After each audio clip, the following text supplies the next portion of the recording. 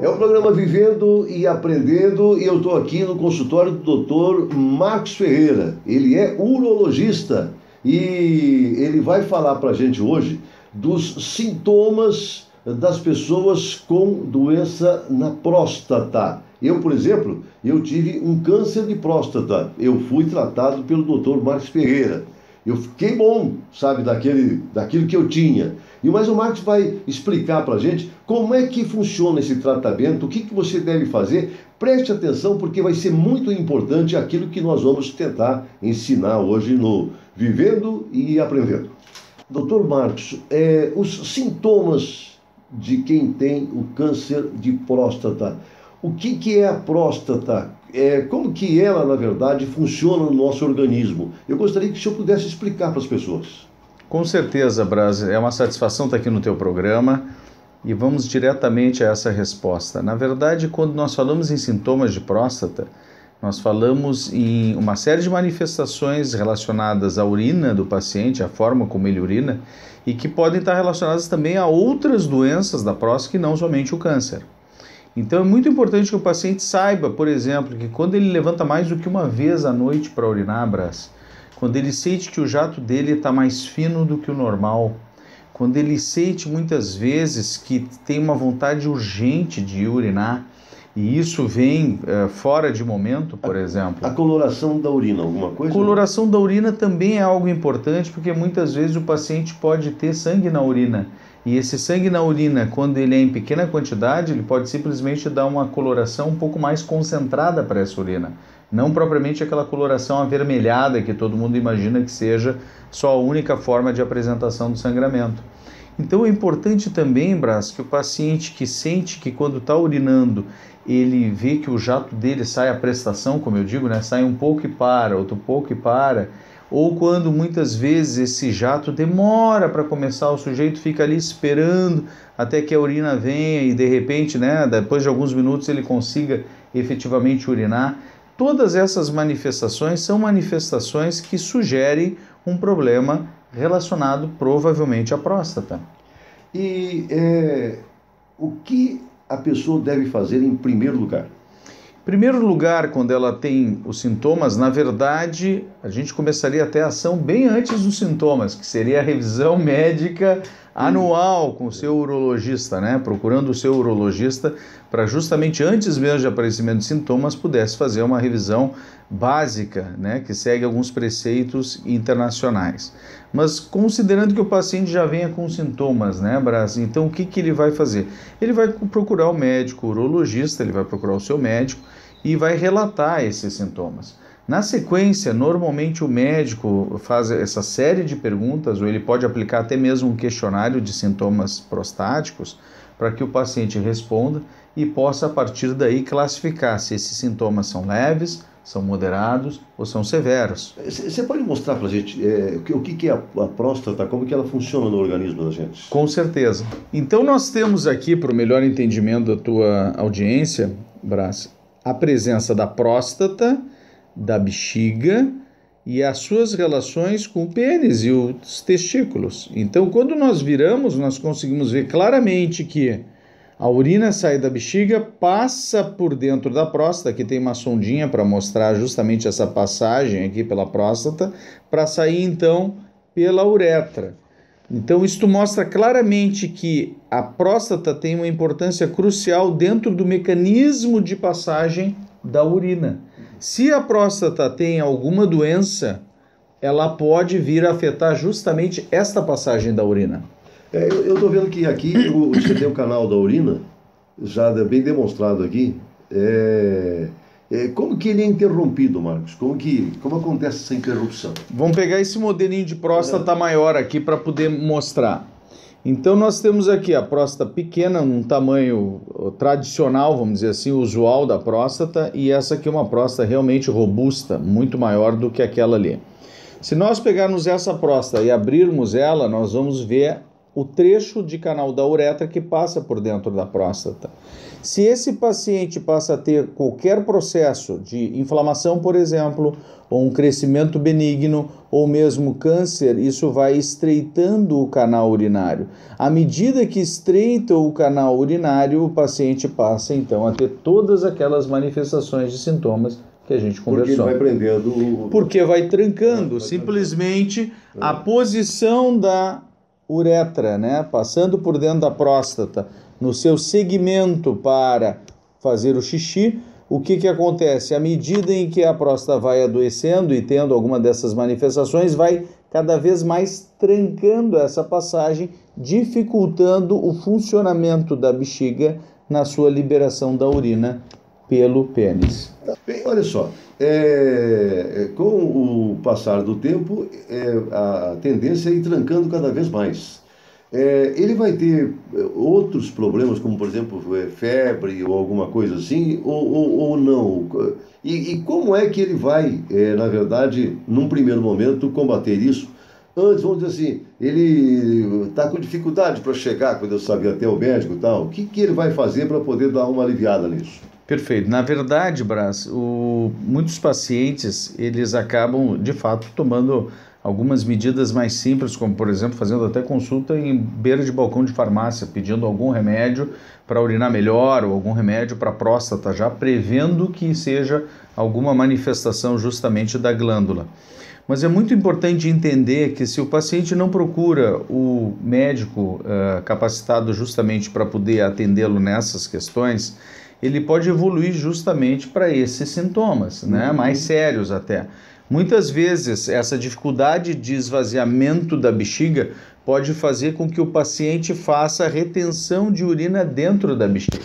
Ou seja, ele não consegue esvaziar completamente o volume de urina. Essa urina parada dentro da bexiga, essa urina que sobra dentro da bexiga, pode facilitar o crescimento de bactérias. E são bactérias, como a Escherichia coli, por exemplo, que tem uma capacidade de causar dano muito grande. Inclusive entrar dentro da corrente sanguínea do paciente e vir a causar uma infecção generalizada.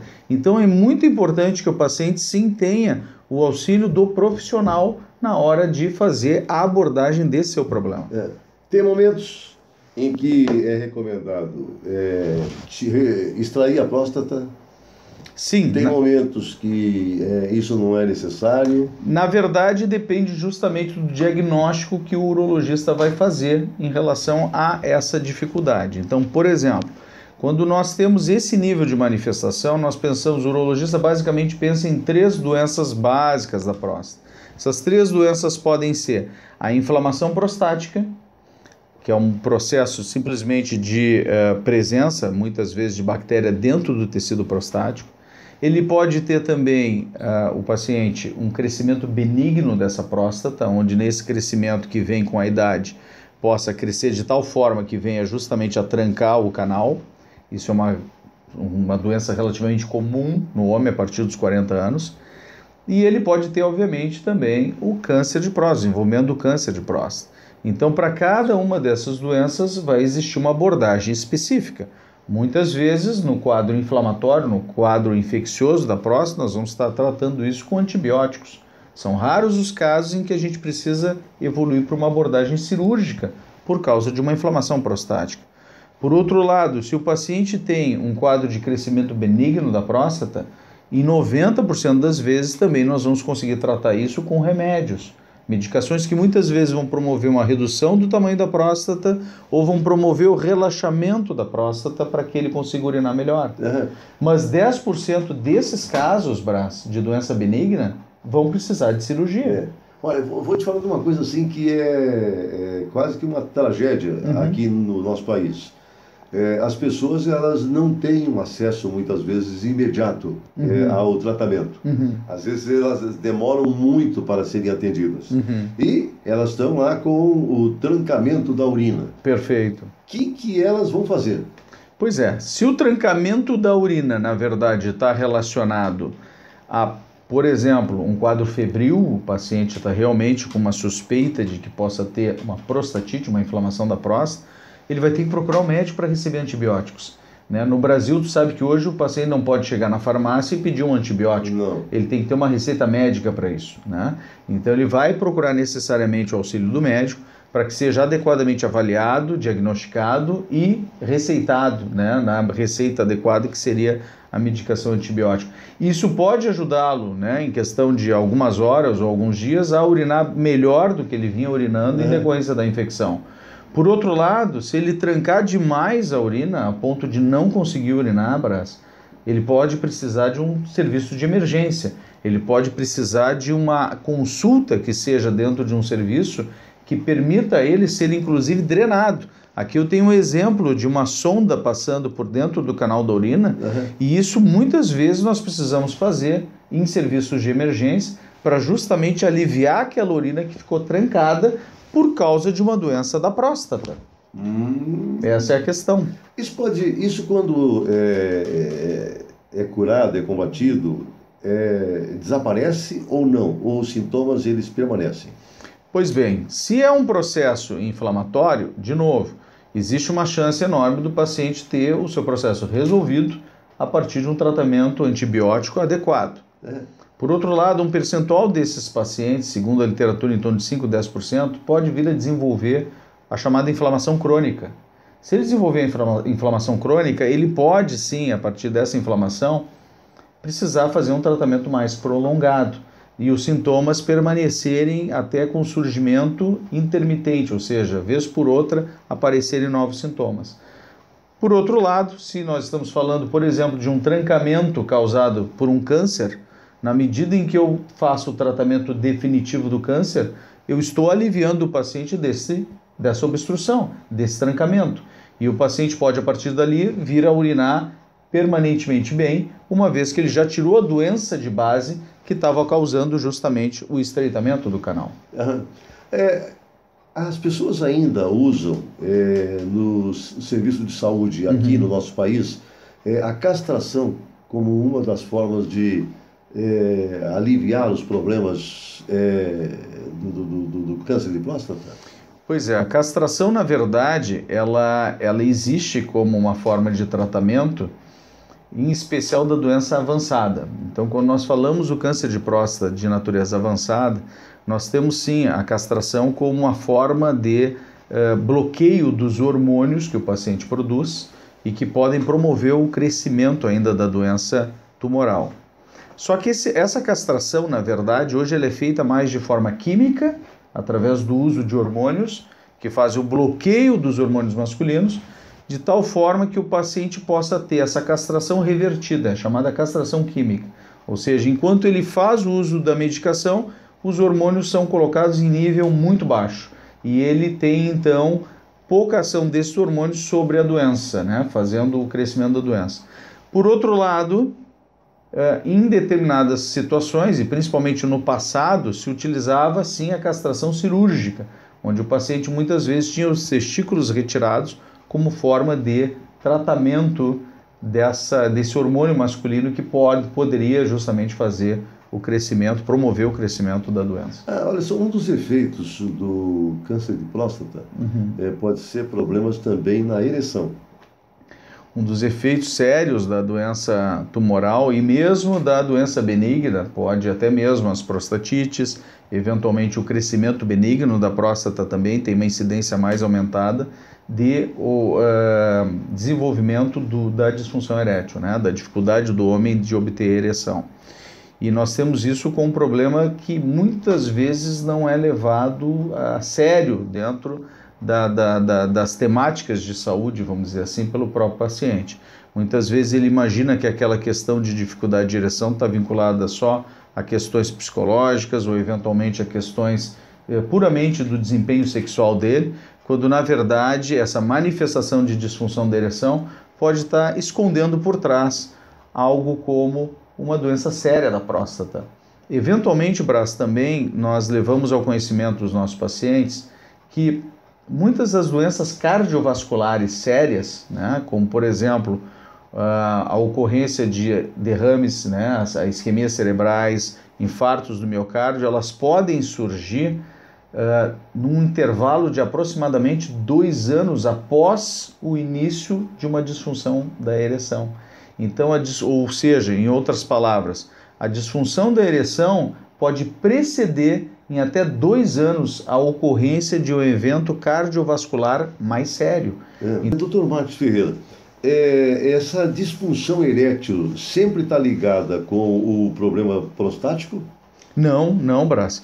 Na verdade, o que nós observamos é que as doenças prostáticas sim podem contribuir para os quadros de disfunção erétil, mas nunca devemos esquecer que a disfunção erétil também tem por sua natureza um componente básico que é neurovascular, né? Principalmente o componente vascular é muitas vezes focado dentro do processo de tratamento da disfunção erétil. Então imagina que nós precisamos, para ter uma ereção, ter uma boa artéria que mande sangue para o pênis, mas precisamos ter também uma boa veia que faça a sua contração adequada para segurar o sangue dentro do pênis, enquanto existe a ereção. Se eu tiver uma artéria que tem arteriosclerose, ou seja, essa artéria não consegue se dilatar adequadamente para mandar mais sangue para o pênis, eu vou ter menos sangue chegando ao pênis. Logo, eu vou ter menos ereção. Por outro lado, se eu tiver uma veia que não se contrai adequadamente segurando sangue dentro do pênis, eu vou ter uma dificuldade de que esse sangue seja retido ali dentro para a ereção. E aí eu vou ter uma fuga de sangue venoso que vai diminuir a chance de ereção. Quer dizer, é importante saber o seguinte, olha, sempre que tiver um problema de ereção, tem que ir procurar um urologista para saber qual é a causa. Pode não ser a próstata. Exatamente. Então, pode não ser. Isso mesmo. Tá bem. Olha só, depois que se faz, porque tem aplicação de radioterapia, ou quimioterapia, ou retirada da próstata, são todas hoje operações quando a pessoa tem a próstata mais comprometida, não é? Sim, na verdade a gente fala em radioterapia dentro do tratamento do câncer de próstata especificamente.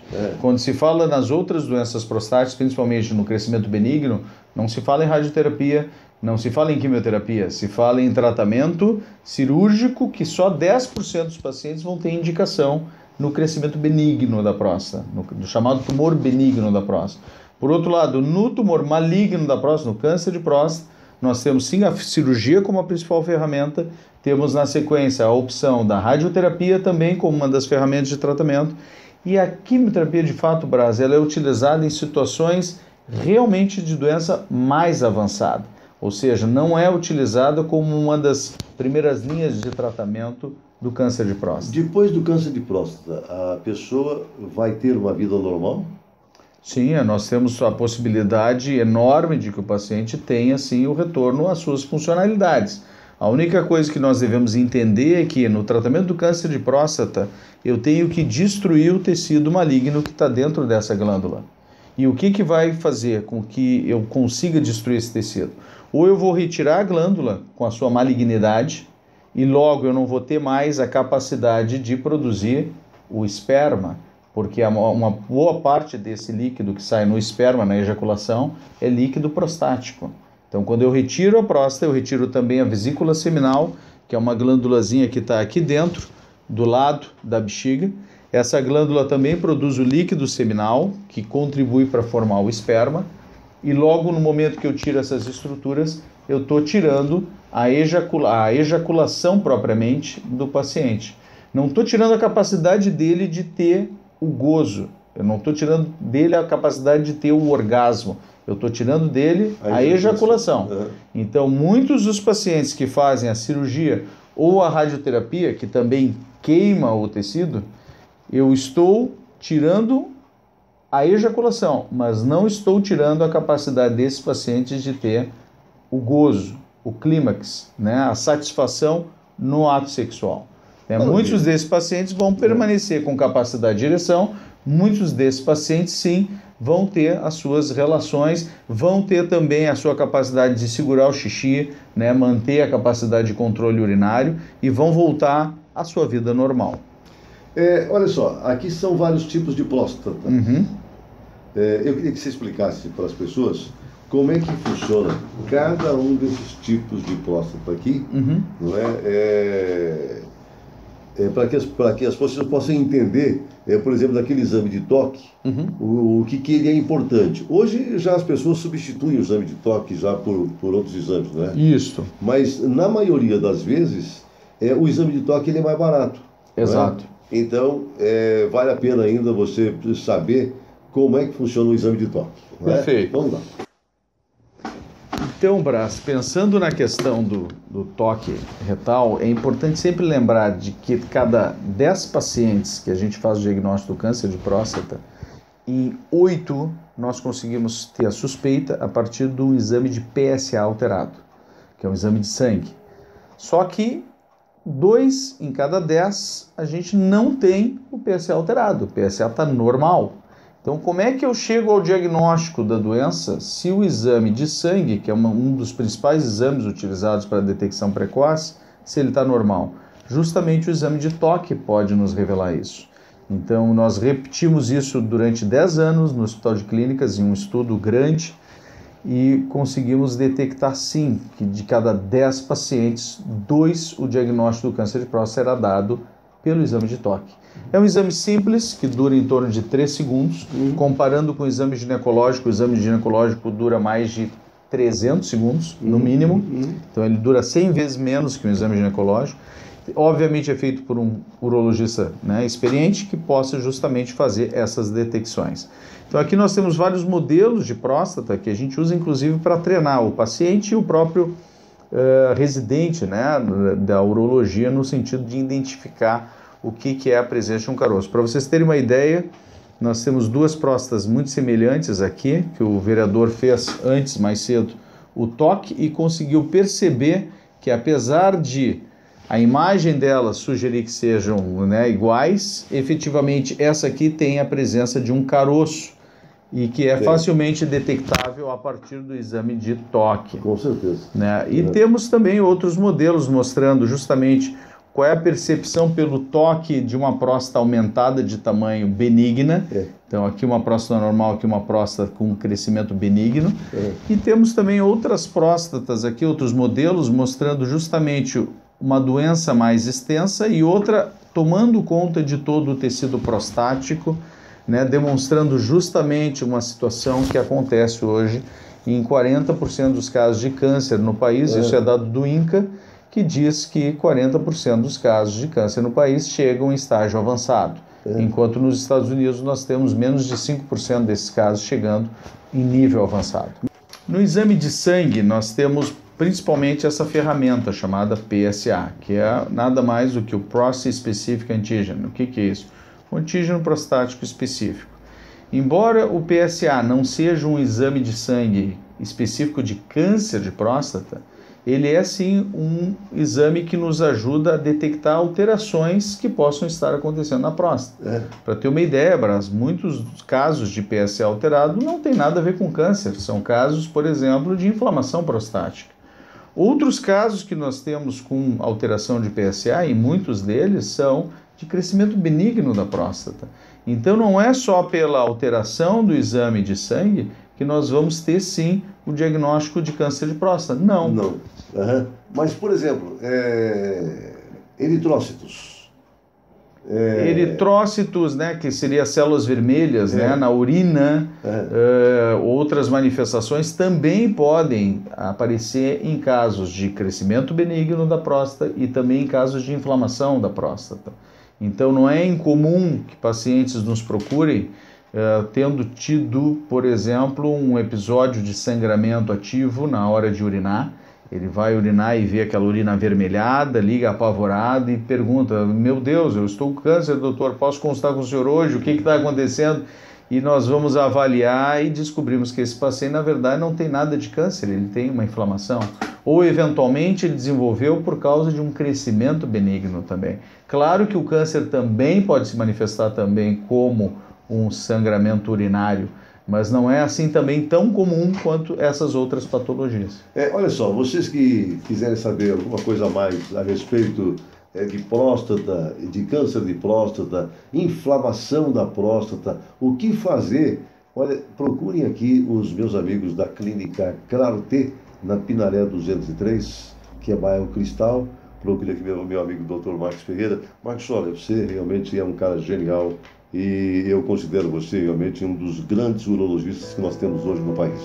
Muito obrigado. Muito obrigado a você. Muito obrigado pela oportunidade, Marcos.